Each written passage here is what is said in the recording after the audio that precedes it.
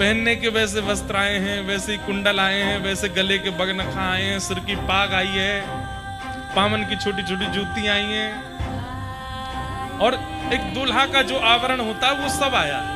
नंद बाबा बोले सामग्री तो बहुत आई, पर ये तो कुछ अलग सी है। तो हमारे जमाई राजा भय हैं, उनके काजी लेके आए और हम तो टीको करके जाएंगे। मतलब ठाकुर जी के जन्म हेते ही दूसरे दिन सगाई है गई ठाकुर जी की। और सुनो, हो गया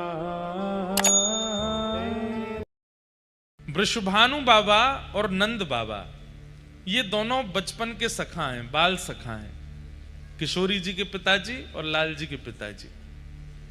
और ये दोनों जमुना जी स्नान करवे जामे और एक दूसरे के हाथ पकड़ करके जमुना जी में गोते लगामे, और हर गोता में कहें हमारो तुम्हारो प्रेम बनो रहे, हमारे परिवार को प्रेम बनो रहे।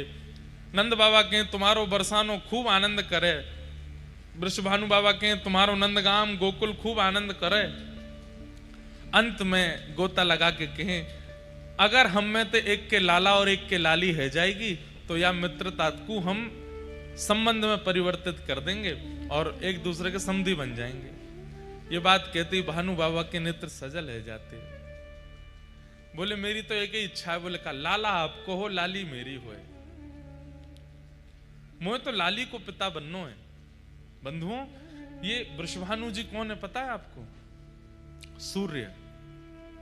सूर्य ही वृषभानु बाबा बनकर के आए हैं। प्रसंग आता है कि जब भगवान ने मोहिनी रूप धारण किया, मोहिनी रूप क्यों धारण किया है तो पता है सबको?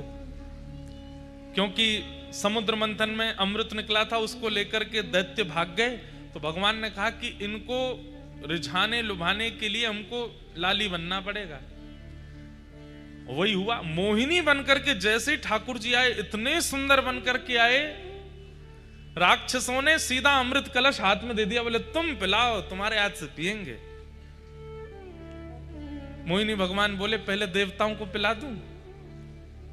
क्यों? अरे अमृत कलश है ना, ऊपर पतला पतला है, नीचे गाढ़ा है, पतला पतला इनको पिला देती हूं, गाढ़ा गाढ़ा तुमको पिलाऊंगी। दैत्य सब बोले तुम जैसे चाहो पिला दो, हम तो तुम्हारे हाथ बिक गए हैं, इतने सुंदर बन के आए ठाकुर जी। कहते हैं केवल दैत्य नहीं, देवता भी ठाकुर जी के रूप पर मोहित हो गए थे। कई लोगों को यह बात अनुचित सी लग जाती है। हमारे देवादिदेव महादेव जब मोहिनी भगवान प्रकट हुए ना, तो मोहिनी रूप देखो, वो तो जानते हैं कि नारायण ही हैं और मेरे इष्ट हैं। मोहिनी भगवान के पास गए, बोले मैं तुमसे ब्याह करूंगा। मोहिनी भगवान बोले नारायण हूं मैं, देवताओं दैत्यों के लिए आया हूं। बोले जो भी हो, अब तो हम आपसे ब्याह करेंगे, आप इतने सुंदर बन के आए हो, हमसे ब्याह कर लो। इतने सुंदर लग रहे थे। अरे वरुण जी, चंद्र जी, जितने देवता हैं सब पीछे पड़ गए मोहिनी भगवान के, पर मोहिनी भगवान को माया करनी पड़ी, नहीं तो देवता ही पीछे हो गए थे। बोले तुम्हारे लिए नहीं, दैत्यों के लिए बन के आया हूं मैं। लेकिन कहते हैं कि जब मोहिनी बनकर के ठाकुर जी आए, सारे देवता उनसे ब्याह करने की इच्छा रख रहे थे, लेकिन एकमात्र सूर्य थे, उनके चित्त में क्या इच्छा हुई? सबके मन में इच्छा है इतनी सुंदर पत्नी हो, पर उनके मन में इच्छा थी इतनी सुंदर बेटी हो, मेरी बेटी, मैं इतनी सुंदर पुत्री का पिता बनूं, ये मुझे सौभाग्य मिले। मोहिनी भगवान और किसी के भावना पर नहीं रीझे, लेकिन टेढ़ी नजर से सूर्य नारायण को देखने लगे। बोले आप जो सोच रहे हैं मुझे बहुत भा रहा है। तो बोले पूर्ण कर दीजिए ना। बोले करूंगा। कब करेंगे? बोले द्वापर में जब हम कृष्ण बनकर के आएंगे, तब आप ही वृषभानु बनकर के आएंगे और आपके यहां मेरी ही आह्लादनी शक्ति। आह्लादनी शक्ति मतलब कुछ अलग नहीं है बंधुओं। आह्लादनी शक्ति किसको कहते हैं? जैसे हर व्यक्ति का एक्साइटमेंट व्यक्त करने का एक तरीका होता है। जैसे किसी को बहुत खुशी होती है तो वो नाचता है, किसी को बहुत खुशी होती है तो वो रोता है, किसी को बहुत खुशी होती है तो वो चिल्लाता है, चीखता है, दौड़ता है, खेलता है, कुछ खाने जाता है, घूमने जाता है। सबका अपना तरीका है अपनी प्रसन्नता व्यक्त करने का। जब परम पिता परमात्मा श्रीमन नारायण जब उनके चित्त में अत्यंत आह्लाद होता है तो उनका आह्लाद वो प्रकट नहीं कर पाते, वो जमा होता जाता है, इकट्ठा होता जाता है। ठाकुर जी मन में विचार करते हैं कि इसको कैसे प्रकट करूं, इसको कहां व्यक्त करूं। परमात्मा है, वो कुछ करने जाएंगे तो उनके लिए विस्तार भी तो बहुत चाहिए। तब ठाकुर जी ने अपने उस हृदय में व्यवस्थित आह्लाद को इकट्ठा करके एक परम प्रवीण स्वरूप बना दिया, और वही ठाकुर जी का परम आह्लाद ही किशोरी जी के रूप में प्रकट हुआ, श्री राधा रानी। ठाकुर जी की परम प्रसन्नता का जो आह्लाद का स्वरूप है वो श्री राधा रानी है। और एक बात कहें, रुक्मणी जी ने राधा रानी के दर्शन किए। जब कुरुक्षेत्र की कथा आती है भागवत में, जब भगवान के 16,108 ब्याह हो गए, द्वारिकाधीश बन गए, उसके बाद कुरुक्षेत्र में 100 साल बाद ब्रजवासियों से मिले ठाकुर जी, तब रुक्मणी आदि सब पत्नियों के मन में आया कि ये राधा रानी को देख के तो आए, कितनी सुंदर है। त्रिलोक की सुंदर कृष्ण की हम पटरानियां हैं, हमारी सुंदरता के आगे स्वर्ग की उर्वशी आदि, रंभा आदि अप्सराएं भी फीकी लगती हैं, परंतु ये राधा रानी कैसी हैं, एक बार देख के तो आए। थोड़े अभिमान में गई हैं किशोरी जी को देखने के लिए। आहा, वर्णन करते हैं कि भगवान की अष्ट पटरानियां जब किशोरी जी का दर्शन करने के लिए गईं, तो जैसे ही जिस शिविर में किशोरी जी विराजमान थी उसमें भीतर प्रवेश किया तो मृग नैने, मृग जैसे नेत्र, दूध जैसा श्वेत बिल्कुल वर्ण, धीर गंभीर नेत्र, एक बार किसी को देख लें तो वो वहीं स्तब्ध मूर्तिमंत हो जाए। हस्तकमल ऐसे मानो जैसे कोई नील सरोवर के कमल खिल गए हों। चरण ऐसे कि जब चलें तो उनके चरणों से उत्पन्न होने वाली ध्वनि को नेत्र बंद करके सुनते रहें। इतना सुंदर स्वरूप। यह स्वरूप काम प्रकट नहीं करता, बल्कि प्रकट हृदय में काम को नष्ट और कर देता है। ऐसा स्वरूप प्रकट हृदय में क्रोध को भी नष्ट कर दे, ऐसा स्वरूप। हमारे अंदर जितने दोष हैं वो दोष समाप्त से हो जाते हैं, ऐसा स्वरूप। देख करके 8 पटरानियां तो नतमस्तक हो गईं और मन में सोचने लगी हम काय बात की सुंदर हैं, सुंदरता तो इसे कहते हैं। प्रणाम किया, हे किशोरी जी, हे वृषभानु दुलारी, हे बरसाने वाली, हे श्यामाजू, हमारो प्रणाम स्वीकार करो। तुरंत रुक्मणी जी को उठाया, मैं राधा रानी नहीं हूं, मैं तो दासी हूं। राधा रानी भीतर है, मैं तो दासी हूं। किशोरी जी तो भीतर विराजमान है। 8 में से 4 तो वहीं से लौट गए। बोले जब दासी की सुंदरता हमसे सहन नहीं हो रही है, किशोरी जी को कहां देखेंगे हम। 4 ने प्रयास किया और भीतर गई तो बाहर जिसे देखा उससे भी अतीत सुंदर। बाहर वाली की सुंदरता तो दोष नष्ट कर रही थी, अंदर जिसको देखा उससे दोष नष्ट तो हुए बल्कि गुण प्रकट होने लगे। दया, प्रेम, शीलता, ये सारे जो अच्छे गुण होते हैं उसका दर्शन करके वो प्रकट होने लगे। बोले निश्चित किशोरी जी हैं। प्रणाम किया, बोले आप किशोरी जी? बोले नहीं नहीं, मैं दासी हूं। किशोरी जी भीतर है। 2 वहां से भी लौट गई। बोले कि अब किशोरी जी को नहीं सहन कर पाएंगे हम, ये तो दासियों ने हमारे मान का मर्दन कर रखा है, किशोरी जी क्या करेंगे। कहते हैं अंत तो गत्वा रुक्मणी जी पहुंची बस, और जैसे ही रुक्मणी जी ने प्रवेश किया, असंख्य, संख्या गिनी नहीं जा सकती, इतनी असंख्य सुंदरियां चारों ओर बैठी हैं। और उन सबकी सुंदरता में विशेषता यह है, एक की भी सुंदरता काम प्रकट नहीं कर रही है, सबकी सुंदरता गुण प्रकट कर रही है, नेत्रों से अश्रु प्रकट कर रही है, दीनता प्रकट कर रही है, दैन्य प्रकट कर रही है। और उन सब के मध्य में एक सिंहासन पर तप्त कांचन गौरांगी श्री राधे वृंदावनेश्वरी श्री किशोरी जी विराजमान है। रुक्मणी जी देखते ही मूर्छित हो गई, बेहोश हो गई, सुंदरता सहन नहीं कर पाई, इतनी सुंदर। किशोरी जी के रूप का कहां वर्णन करूं मैं।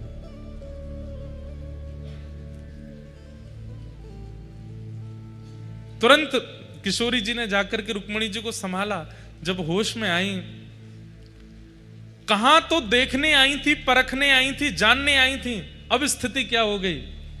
जो रुक्मणी जी कभी कृष्ण से वियोग की इच्छा नहीं रख सकती, ठाकुर जी दूर चले भी जाते हैं तो रो रो करके रुक्मणी जी का बुरा हाल हो जाता है, वो रुक्मणी जी की स्थिति क्या हो गई। किशोरी जी को देख करके कह रही हैं, हे श्यामाजू बस एक इच्छा पूरी कर दीजिए। बोले क्या।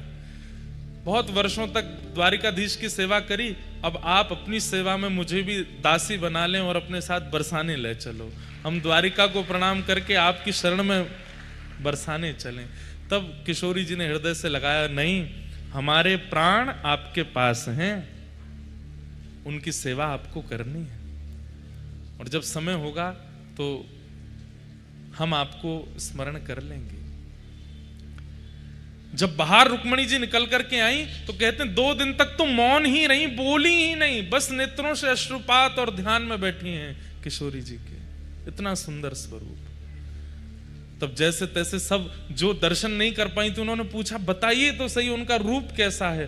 तो रुक्मणी जी वर्णन करती हैं, जब श्याम सुंदर स्वधर्मा सभा करते हैं और जब रात्रि में हरे थके हारे जब लौट करके कक्ष में आते हैं, अपने मुकुट को उतार के धर देते हैं, अपने घुंघराले केशों को जब खोल लेते हैं, अपने सुबह के भारी वस्त्रों को हटा करके रात्रि के कोमल और हल्के वस्त्र धारण कर लेते हैं, और अत्यंत थकान में जब आराम से अपनी शयन शैया पर श्री कृष्ण लेट जाते हैं, उस समय के श्री कृष्ण, उनका वर्ण यदि गोरा कर दिया जाए तो ऐसा लगेगा किशोरी जी सो रही हैं। एक से हैं दोनों, बिल्कुल कोई अंतर नहीं है। बस श्याम सुंदर गौर सुंदर हैं, वही श्री राधा रानी है, कोई अंतर नहीं। हमारी किशोरी जी इसलिए घूंघट में रहती हैं वृंदावन में। राधा रमण लाल बगल में घूंघट में किशोरी जी, बिहारी जी बगल में घूंघट में किशोरी जी, राधा वल्लभ जी बगल में घूंघट में किशोरी जी। क्यों? बोले इनकी सुंदरता ऐसी है कि भैया तुम लाला की सुंदरता देख के तो मरे जा रहे हो, किशोरी जी ने घूंघट उठा लियो तो कहा करोगे।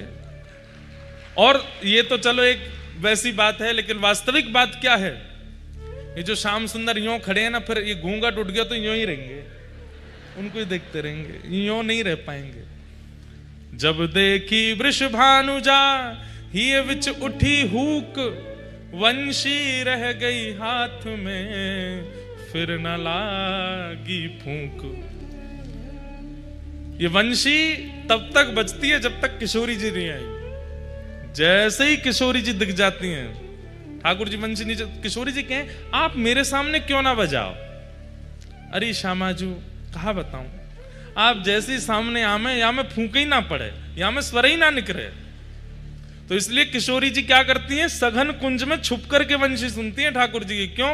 वो जैसे ही आती है वंशी बंद हो जाती है। बड़ी लीलाएं भैया, ब्रज की अंतरंग लीलाएं, उनका कहां तक वर्णन करें, एक से एक अद्भुत लीला।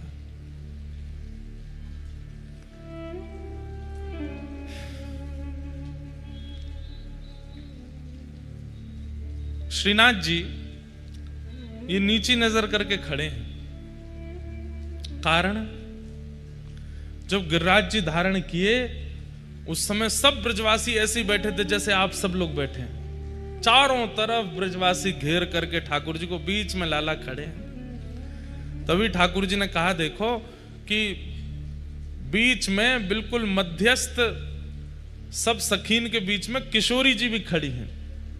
ठाकुर जी बोले जय बढ़िया है, लाडली जी सामने खड़ी हैं, इनके रूप लावण्य को दर्शन करूं। तो किशोरी जी को देख रहे हैं ठाकुर जी, गिरिराज जी धारण करके नीचे खड़ी हैं, या हमारे ये स्वरूप है, ऐसे नीचे नजर करके किशोरी जी का दर्शन कर रहे हैं। हमारे जयदेव महाप्रभु तो गीत गोविंद में कहते हैं, अभिनव जलधर सुंदर धृत मंदर ए, श्री मुख चंद्र चकोर जय जय देव हरे। बोले भैया लाल जी ने इंद्र ते कही है कि तू 7 दिना नहीं, तू जब तक तो पे है ना सके तब तक वर्षा कर तो ही रहे। जयदेव महाप्रभु कहते हैं, बहुत सुंदर बात है, ध्यान से सुनो। जयदेव महाप्रभु बोले, हे महाप्रभु जगन्नाथ जी एक बात बताओ। बोले क्या? आपने गिरिराज जी उठाए, सबको पता चल गया कि आप भगवान हो, इंद्र को पता नहीं चला। और इंद्र ने इतनी बुद्धि विवेक नहीं रखी कि 7 वर्ष का बालक 7 कोस लंबे चौड़े गिरिराज जी को एक उंगली पर धारण कर रहा है, यह सामान्य मानव तो नहीं कर सकता, ये परमात्मा ही होंगे। और यदि इतना भी इंद्र को पता नहीं चला तो काय बात का देवराज है वो।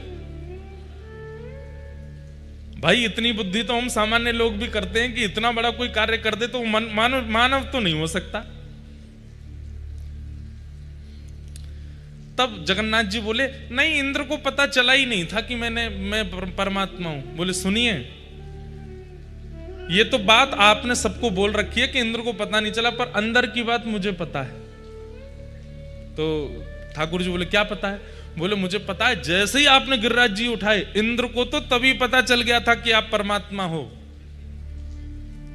लेकिन उसने 7 दिन 7 रात्रि तक वर्षा क्यों करी? बोले क्यों? क्योंकि जैसे ही आपने देखा कि सामने किशोरी जी खड़ी हैं, एक टक देखने का अवसर मिलेगा, ना ये इधर जामेंगी ना ये उधर जामेंगी, बढ़िया इनको दर्शन करने को अवसर मिलेगा, तो आपने ही इंद्र को आज्ञा करी। बोले सुन, जितनों तो पे भंडार है बरसा तो ही रहे, मैं यूं ही खड़ा रहूंगा, ये मेरे सामने ही खड़ी रहेंगी, इनको देखता रहूंगा। वो तो 7 दिन 7 रात्रि में इंद्र के पास पानी खत्म है गयो, नहीं तो आप तो 7 साल तक यूं ही खड़े रहते। तब जगन्नाथ महाप्रभु के नेत्र सजल हो गए और उन्होंने गीत गोविंद को, जो ये पद है, इसको प्रमाणित कर दिया। बोले जो भी गाएगा इसको मैं उसको प्राप्त होऊंगा। क्यों? क्योंकि मेरे अंतरंग भेद को जयदेव महाप्रभु जानते हैं। ये 7 दिन 7 रात्रि तक कुछ भाई लॉजिकल बात है, इंद्र को नहीं पता चला कि ये परमात्मा है, मुझे नहीं वर्षा करनी चाहिए। ठाकुर जी नहीं आज्ञा कर रखी, जितना ऐसा कि बरसात हो रहे। 7 दिन बाद जब ऐसी रिमझिम हो गई तो ठाकुर जी बोले कहा भयो खत्म है गयो पानी, सब बरसाई दियो, अब तो जय जय मुंह पे पानी ना बचो। तब जाके आपने गिरिराज जी नीचे धरे, नहीं तो आप तो यूं ही खड़े रहते। अभिनव जलधार सुंदर धृत मंदर धृत मंदर श्रीमुख चंद्र चकोर जय जय देव हरे श्रीमुख चंद्र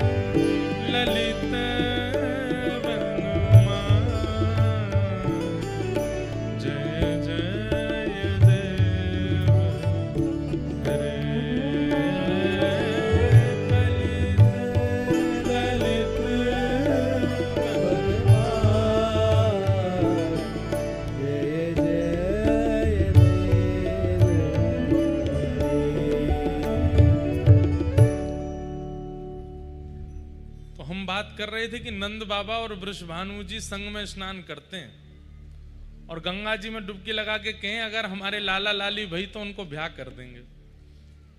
अब वृंदावन में 2 रीति चलती हैं। एक रीति के अनुसार तो किशोरी जी 1 साल पहले भई हैं ठाकुर जी से, और एक रीति के अनुसार किशोरी जी 1 साल बाद भई हैं ठाकुर जी के। दोनों रीति अपनी जगह ठीक हैं। कई लोग बड़ों माने, कई लोग छोटों माने। पर अब जो हम लीला सुनेंगे उसमें किशोरी जी छोटी हैं ठाकुर जी से। तो वृषभानु बाबा के यहां खबर पहुंच गई, बोले कहा नंद जी के लाला भयो है। जैसे ही सुनी नंद जी के लाला भयो है महाराज, तुरंत वृषभानु जी ने अपने सब मंत्री आदि सब इकट्ठे किए, खूब डलियान में सामग्री भर भर के, और महाराज टोपी कुर्ता लेकर के, बढ़िया सुंदर श्रृंगार, गरे के हार और रत्न आदि लेकर के, और पहुंच गए भानु बाबा। अब जगह जगह से बधाई आ रही है। नंद बाबा अटारी पर खड़े हैं, अटारी पर खड़े होकर के जैसे ही देखे भानु बाबा आए हैं, बड़े प्रसन्न नीचे दौड़ करके आए, भानु बाबा को हृदय से लगायो, अरे भैया आप सबकी कृपा से लाला भयो है। भानु बाबा बोले यही मारे तो हम सामग्री लेके आए। बोले इतनी सामग्री? हाँ भैया रखो सब सामग्री। सामग्री रखी तो जब उठा के देखी तो बालक को जन्म होवे खिलौना आमे, बालक को जन्म होवे तो बतासे आमे और सब सामग्री आमे, पर यहां पे खिलौना नहीं आए हैं, तो दुल्हा के जो सामान होते हैं वो आए हैं। पहनने के वैसे वस्त्र आए हैं, वैसे ही कुंडल आए हैं, वैसे गले के बगनखा आए हैं, सिर की पाग आई है, पावन की छोटी छोटी जूती आई हैं, और एक दूल्हा का जो आवरण होता है वो सब आया है। नंद बाबा बोले सामग्री तो बहुत आई, पर ये तो कुछ अलग सी है। तो हमारे जमाई राजा भय हैं, उनके काजे लेके आए हैं, और हम तो टीको करके जाएंगे। मतलब ठाकुर जी के जन्म है तो दूसरे दिन सगाई है गई ठाकुर जी की। और सुनो सगाई तो भाई, लाली तो अभी भाई ना, बहू को जन्म ना है भयो, पहले ही सगाई है गई है। नंद बाबा के आंखन में आंसू आ रहे हैं, और यशोदा मैया तो कह रहे देखियो ये कैसो लाला भयो हमारे यहाँ। बोले क्यों? अब भाई लाली को जन्म ही ना भयो, भानु बाबा की अभी कोई लाली है ही ना, और ये तो पक्की करके आए। पंडित जी पूरी पीली चिट्ठी आदि सब लिख रहे हैं ठाकुर जी के नाम पे, बढ़िया पक्को है गयो संबंध। नंद बाबा तब तो कुछ बोले नहीं। ठाकुर जी को टीको है गयो, गले में हार पहना दियो, छोटी सी अंगूठी पहना दी, पावन में जूती पहना दी, सिर पर पाग पहना दी, और जैसे जमाई के पांव छूमे ऐसे पांव छू छू करके, और भैया पलना में जमाई राजा झूल रहे हैं, ससुर जी परिक्रमा कर रहे हैं, वंदन कर रहे हैं। नंद बाबा तो देखते रहे, कुछ बोले नहीं, भावुक हो रहे। पर थोड़ी देर बाद जब भानु बाबा आए, बधाई हो अब तो हम समधी है गए। समधन जी राम राम। यशोदा मैया भी कहे सब ठीक है भैया, लेकिन नंद बाबा पूछ बैठे एक बात बताओ। भानु बाबा बोले कहा मैं बुरा मत मानियो। बोले ना मानूंगा। देखो सौगंध है, बुरा मत मानियो। बोले ना मानूंगा। तुमने लाला को टीको कर दियो, अंगूठी पहना दी, सब कर दिए, रिश्तो पक्को कर दियो, सगाई कर दी, पर बहू कहाँ है? हमारी बहू को जन्म तो भयो ना अभी, और जहां तक मोए खबर है अभी दूर दूर तक कोई संकेत भी नहीं है कीर्ति मैया के। तो ये आप ये पक्की अक्की करके चले गए हो, कैसे या होगो कैसे? बोले कि देखो ब्राह्मणन ने संग लेके आया हूं, और शास्त्रन में बताए गए रीति रिवाजन के अनुसार मैंने सब संबंध कर दियो है, टीको कर दियो, जूती पहना दी, अंगूठी पहना दी, सब पक्की कर दी, सगाई है गई, ब्राह्मणन की साक्षी में सब मैंने कर दियो। अब जमाई तो मेरे लाला बन गयो है, अब जमाई की पूर्ति करवे के काज देवतान को लाली भेजनी पड़ेगी मेरे घर। अब तो लाली को आनो ही पड़ेगो। यमुना मैया, गंगा जी, यमुना मैया, गैया और सब ब्राह्मणन की सन्निधि में मैंने लाला को टीको कियो है। अब इन सबन की जिम्मेवारी है कि लाला की सगाई है गई है, मैं ससुर बनूंगा। अब ससुर तब बनूंगा जब लाली होगी, तो लाली इनको देनी पड़ेगी। या हमारी मैं तो पक्की करके आया हूं कि अब लाली होएगी, अब तुमको भरोसा लाली ही होएगी। सब बाहर जैसी बात खबर हवा की तरह, ऐसी बातें तो बहुत जल्दी फैल जाती हैं। वैसे कितना अच्छा कर रहा है व्यक्ति संसार में, वो कितना दान कर रहा है, कितना पुण्य कर रहा है, कितनी भले कर रहा है, उसकी बात नहीं फैलेगी। लेकिन एक तो उसने गड़बड़ी क्या करी ये बात, और किसका कहां कैसे संबंध सगाई कहां हो रही, ये बहुत जल्दी फैल जाती है, हवा की तरह फैलती है। बाहर हल्ला मच गया, बोले अरे बधाई हो बधाई हो। बोले काय बात की बधाई? बोले लाला भयो, बाकी तो बधाई चली रही है, अब काय की बधाई? बोले लाला को संबंध भी है गए हो, लाला की सगाई है गई। सब ब्रजवासी नंद घर आनंद भयो गा रहे थे, अब कहा गा रहे हैं? नंद मेहरगर धोटा जायो, बरसा नेते टीको आयो। नंद मेहर के यहाँ पे लाला भयो, ओ भैया बरसाने ते टीको आ गयो, बधाई हो। सबन को बधाई है लगी, लाला की सगाई है गई। ये हमारे ब्रज में ऐसो कह में छठी ते पहले तो लाल जी की सगाई है गई, छठी नहीं पूजी है, ऐसे लाला है। एक वर्ष बाद, एक वर्ष एक महीना बाद, लगभग 13 महीने बाद भानु बाबा के यहां लाली ने जन्म लियो। श्री किशोरी जी को जन्म भयो, श्री राधा रानी को जन्म भयो। आहा।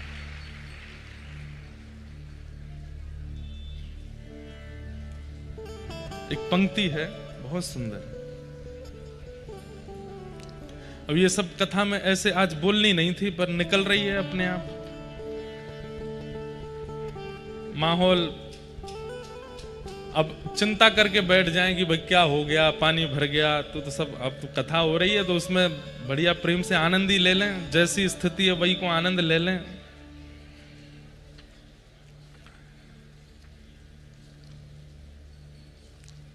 जब किशोरी जी को जन्म भयो तो नंद बाबा ने मन में ये विचार करी, और यशोदा मैया तो कहते जा 1 साल के लाला हैं, गोद में लेकर के मैया बढ़िया सुंदर पीतांबरी और धोती पहना के, टोपी पहना के ले जा रही हैं।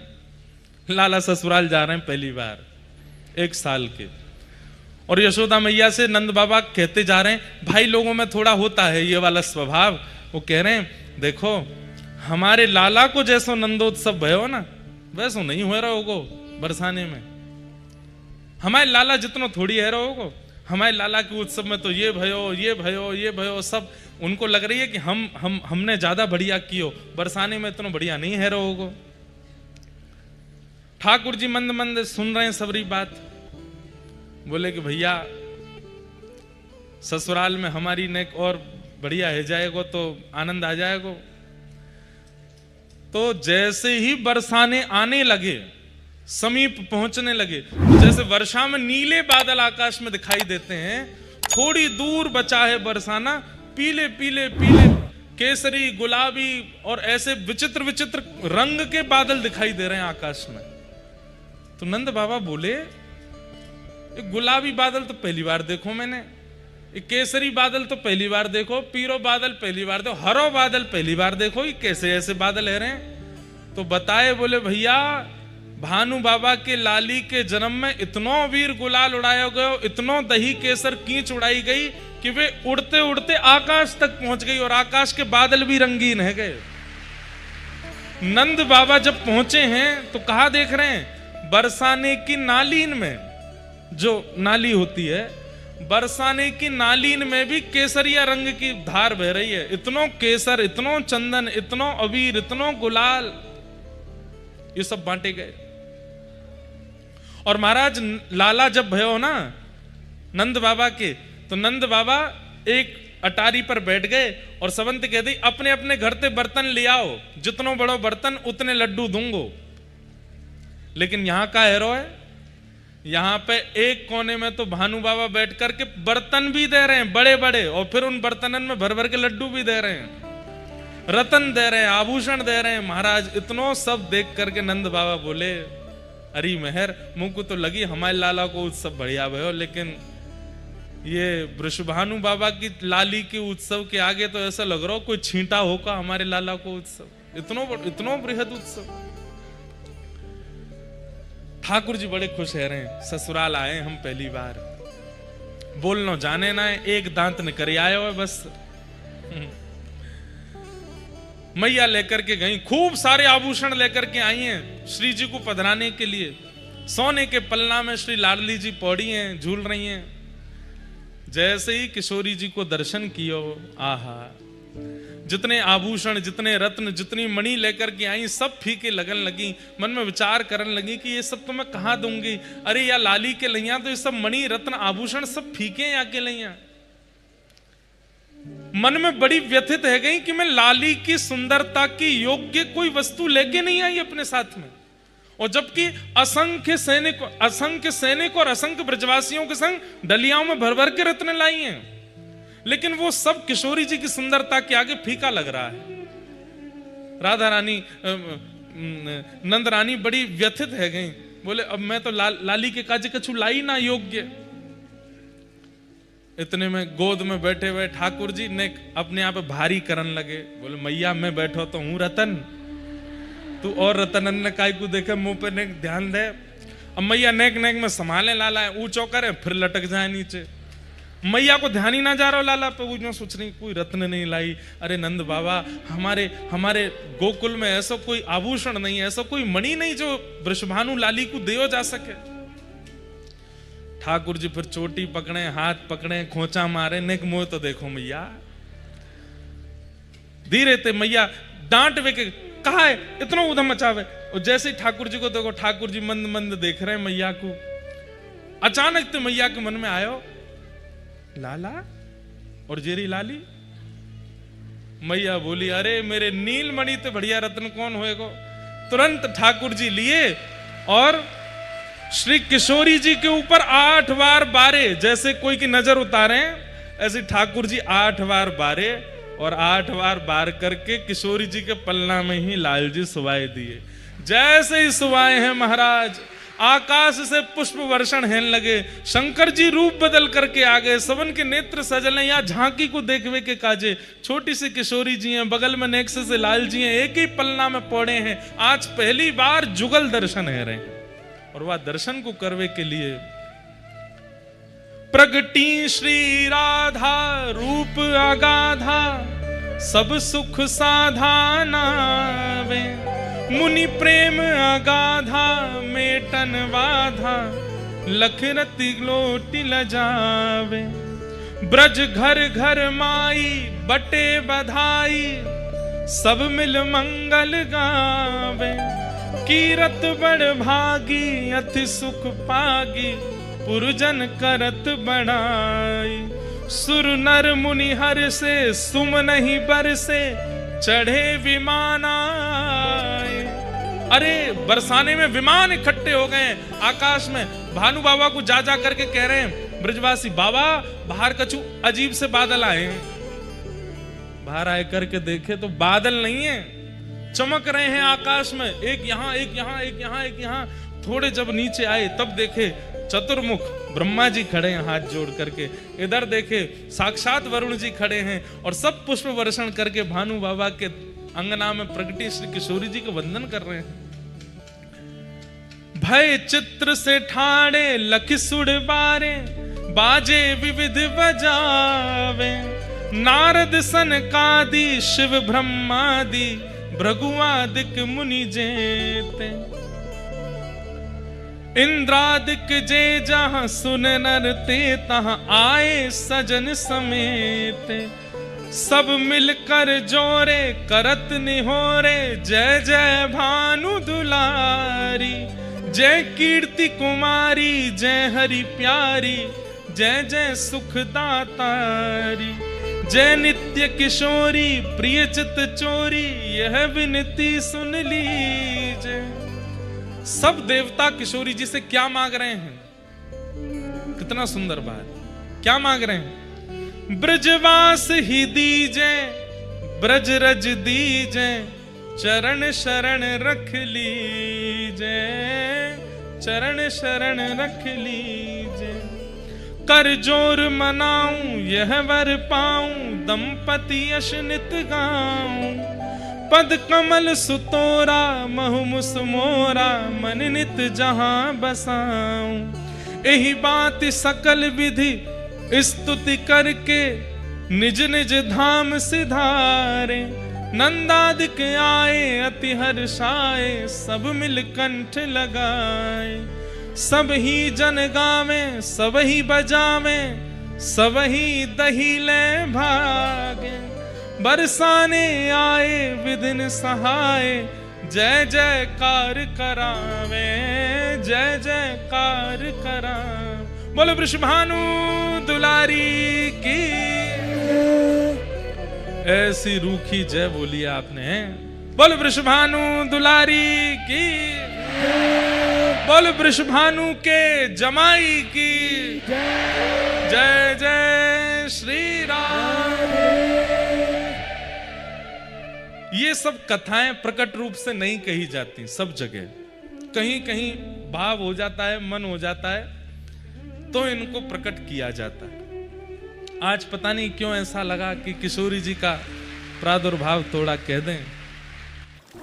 तेरी शरण में आके मैं